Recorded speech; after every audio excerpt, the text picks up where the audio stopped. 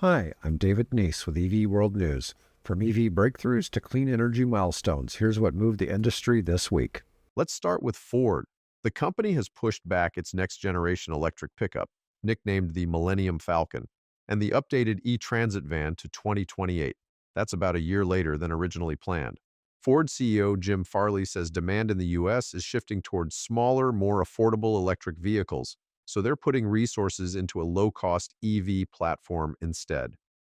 That platform will use lithium iron phosphate batteries licensed from CATL, the big Chinese cell supplier.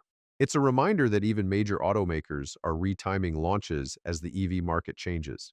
Next up, Rivian and Lucid both released quarterly earnings, and neither had much to celebrate. Rivian posted Q2 revenue of $1.3 billion with a $1.1 billion loss, or $0.97 per share, missing forecasts. Costs rose due to rare earth supply issues and fewer sales of regulatory credits. They'll also shut down production for 3 weeks to prep for the more affordable R2 SUV. Lucid delivered 3,309 vehicles for $259 million in revenue with a 0.24 per share loss. They cut their 2025 production forecast to 18,000 to 20,000 units, but expect a Q3 sales bump before the federal tax credit ends. Tesla is ending its Dojo supercomputer effort. Elon Musk told employees the company will focus instead on its AI-5 and AI-6 inference chips, the processors that actually run the self-driving software in the cars. Dojo was supposed to speed up training of Tesla's autonomy system, but the pivot suggests they see more value in hardware that can ship with vehicles now. Meanwhile, GM signed a deal with Redwood Materials to reuse EV batteries, both new and end-of-life, in hybrid storage systems. These systems will help power AI data centers, which are hungry for electricity. GM has the capacity to make around 800,000 EV battery packs per year, but they sold just over 100,000 EVs in the first half of 2025. Using that extra capacity for grid storage could open a new revenue stream.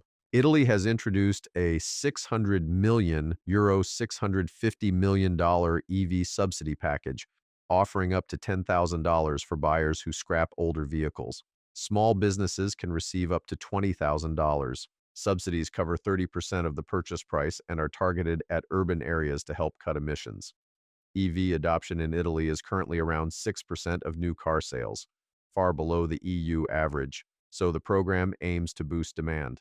California startup Lighten will acquire the assets of bankrupt battery maker NorthVolt, including a 16 gigawatt-hour Swedish plant and a 15 gigawatt-hour German facility. Lighten plans to produce lithium-sulfur batteries, which avoid Chinese raw materials and could cut production costs by 50%. The revival of these factories could strengthen Europe's battery supply chain, though commercializing new battery chemistry remains a major challenge.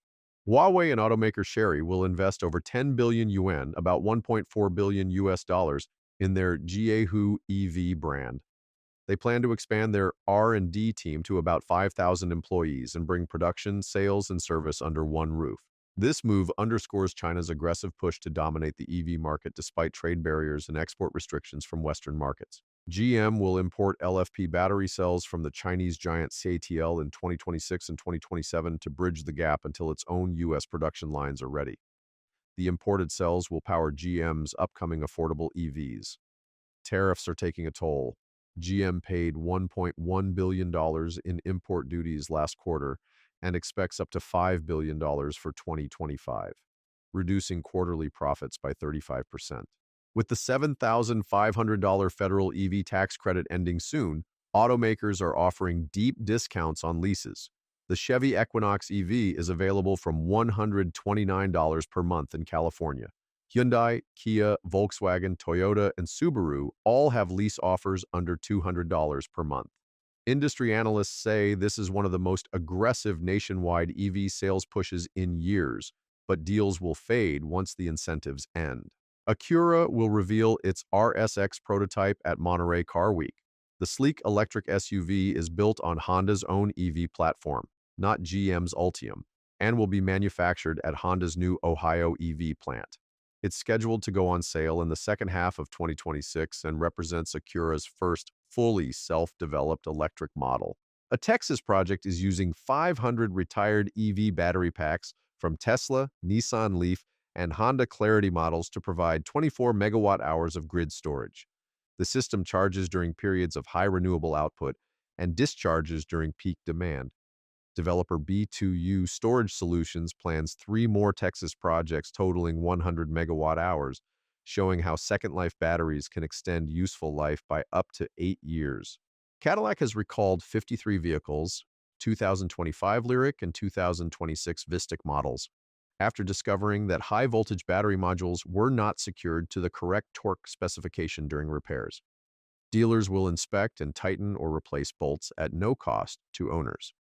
While small, the recall underscores the importance of quality control in high-voltage EV systems.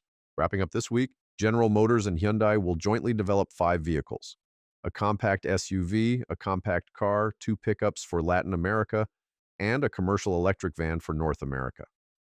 The launches are targeted for 2028. The partnership is designed to share development costs and compete against low-cost Chinese electric models entering global markets. That's it for this week's EV World Update. I'm David Neese. Don't forget to subscribe and catch our live podcasts every Tuesday, Wednesday, and Thursday with Bill and Mike. See you next time.